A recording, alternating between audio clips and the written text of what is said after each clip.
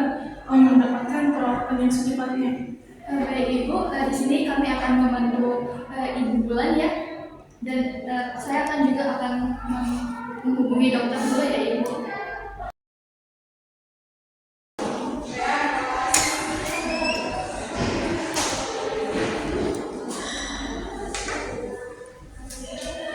Baik, selamat siang Pak Ibu. Bagaimana kabar Kakak hari ini? Sudah membaik, Sus. Wah, saya senang mendengarnya. Nah, karena dokter sudah mengizinkan kakaknya untuk pulang, jadi di sini kami akan memberikan edukasi agar bisa Ibu terapkan di rumahnya Ibu. Bagaimana Ibu? Boleh, Sus. Baik, di sini saya akan memberikan edukasinya ya.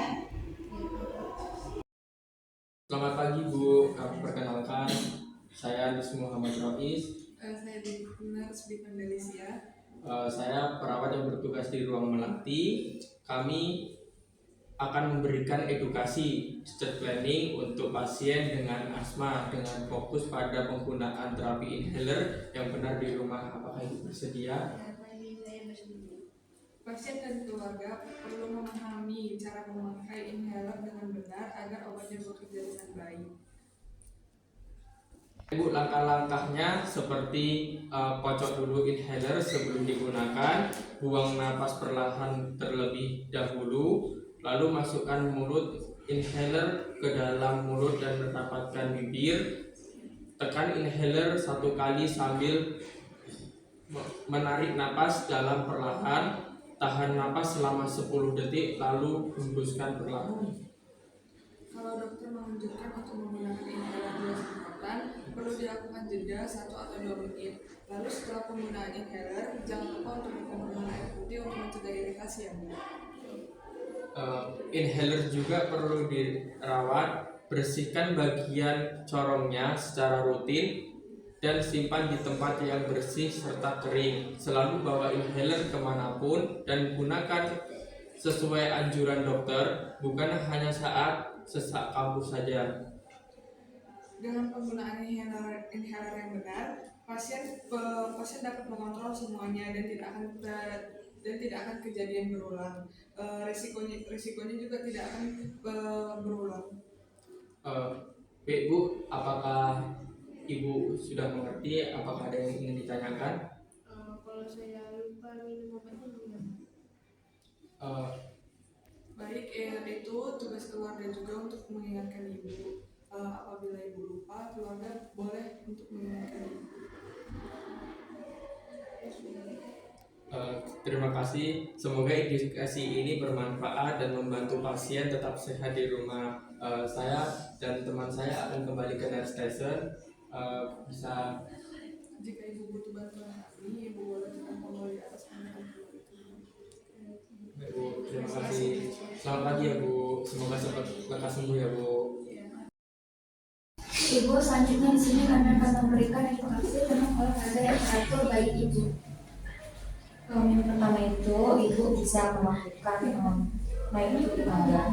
Pertama itu melakukan pemanasan keringat terlebih dahulu. Itu tujuannya agar nanti menghindar dari cedera. Kedua itu hindari terlebih dulu. Nah, naik atau turun tangga sebaiknya dilakukan dengan tempo pelan atau stabil. Hindari berlari atau memiliki beberapa anak tangga sekaligus. 3. Gunakan pegangan tangan. Nah, peganglah tangga untuk menjaga keseimbangan dan membantu mengurangi beban kerja otot tubuh bagian atas. kemudian Ibu selanjutnya bisa melakukan jalan santai. Jalan santai ini sangat dianjurkan pada pasien penderita asma ya Bu, karena termasuk olahraga ringan yang membantu memperkuat otot pernapasan dan memperkuat sendi.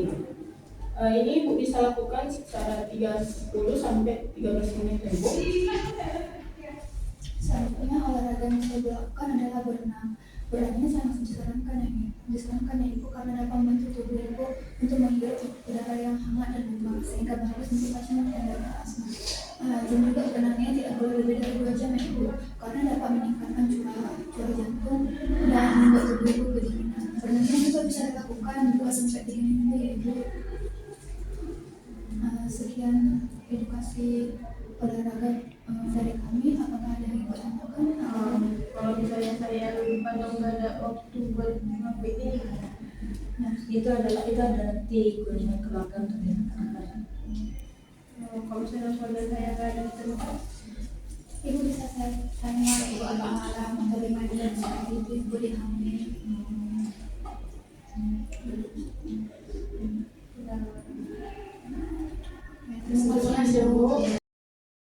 Selamat siang Ibu Bulan. Bagaimana dengan kondisi Ibu? Apakah pernapasan Ibu sudah lancar? Sudah membaik sih. Baik Ibu, di sini kami mau memberi edukasi agar Ibu bisa mencegah kekambuhan asma di rumah Ibu ya. Benar Ibu Bulan. Jadi di sini kami akan memberikan edukasi. Jadi edukasi yang akan kami berikan itu yaitu untuk menghindari faktor pencetus.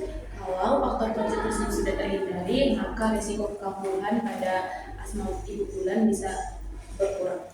Ada beberapa faktor pencetus asma seperti debu di rumah kayak di spray, tikar, kasur, bantal, asap rokok, asap kendaraan, bau yang menyengat bisa dikatakan kaca dan udara dingin.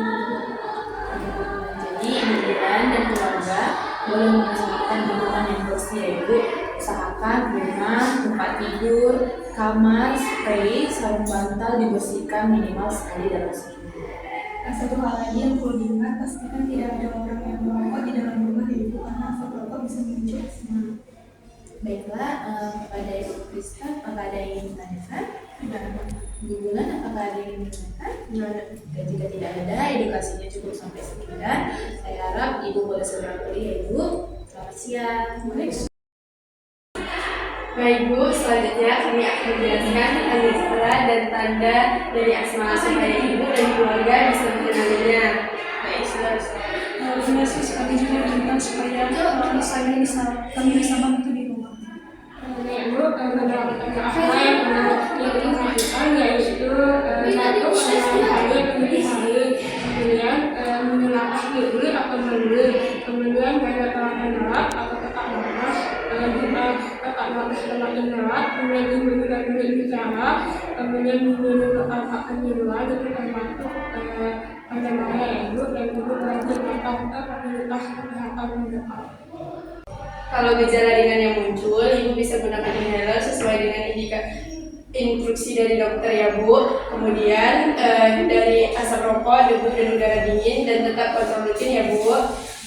Baik Sus, kami akan bantu jaga Ibu di rumah. Baik, terima kasih sudah penjelasannya. Saya sudah paham. Sama-sama Bu, dengan mengenali tanda dan gejala asma kita bisa mencegah terjadinya asma. Tetap semangat ya Bu dan salam sehat. Baik Bu. Baik Ibu, edukasi selanjutnya yaitu menjaga ventilasi agar tetap bersih. Nah, karena Ibu sudah diizinkan oleh dokter, maka di sini saya akan memberitahu cara mengedukasi mengenai untuk menjaga ventilator agar tetap bersih. Edukasinya kasus. Baik, yang pertama, Ibu setiap pagi bisa membuka jendela ataupun pintu agar udaranya itu bisa terbuka ya Bu. Atau Ibu juga bisa menghindari ruangan yang lembab atau ruangan yang sangat pengap. Nah, selanjutnya jika Ibu memakai AC ataupun kipas, Ibu bisa membersihkan filternya secara rutin ya Ibu. Kalau saya merokok gimana? Kalau misalnya ada keluarga yang merokok, Ibu bisa mengajak keluarga tersebut untuk merokok di luar ruangan atau Ibu yang terpindah dari ruangan di mana keluarga Ibu merokok. Dan juga kalau misalnya Ibu sedang memasak, Ibu bisa membuka pintu atau jendela agar udara tetap masuk.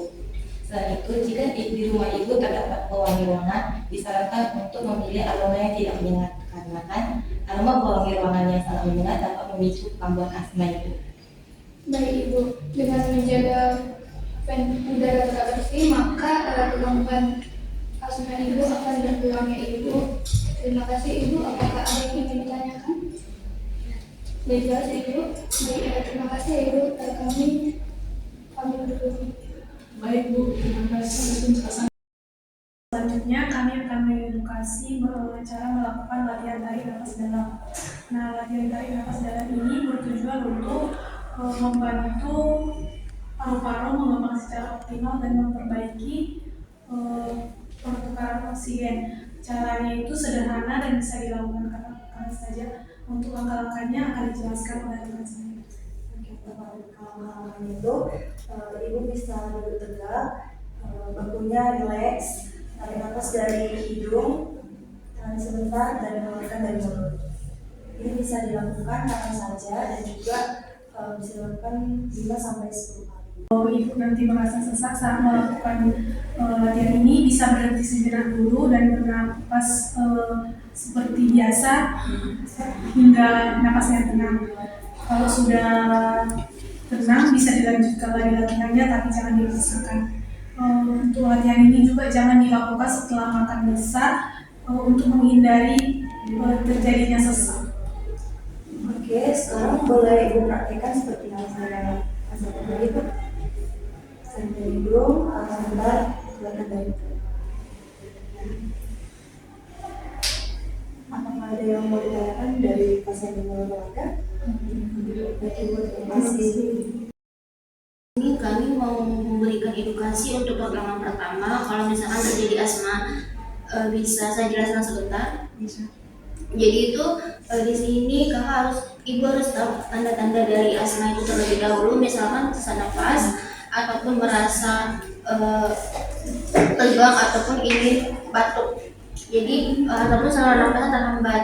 Jadi yang bisa ibu lakukan terlebih dahulu itu pertama duduknya secara tegak dan jangan tegang, terus jangan berbaring karena dia bisa merusak ataupun menghambat saluran pernafasan. Kemudian juga bawa selalu inhaler ataupun obat yang biasanya dibawa kemana-mana, misalkan bisa diletakkan di tas ataupun di saku celana.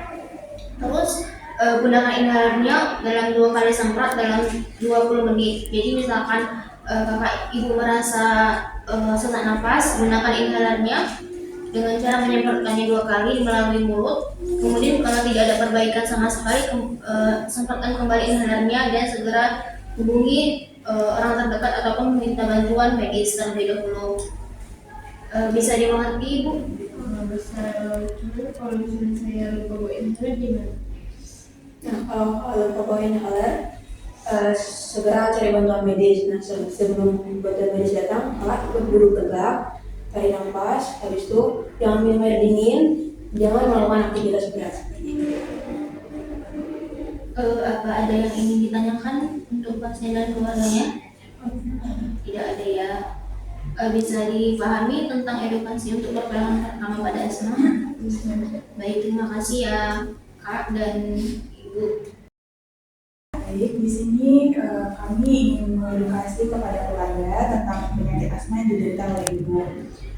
Jadi sebelumnya penyakit asma itu merupakan peradangan kronis pada saluran pernafasan. Nah, di mana biasanya saluran pernafasan itu menjadi lebih sensitif dan juga mudah menyempit apabila terkena pemicu. Untuk pemicunya sendiri itu seperti udara yang kotor, seperti ada asap rokok, kemudian bulu hewan, kemudian udara dingin dan juga aktivitas berat. Nah, untuk gejalanya sendiri itu bisa terjadi seperti sesak nafas, kemudian batuk dengan suara ciri khas berbunyi nik dan juga dadanya terasa berat.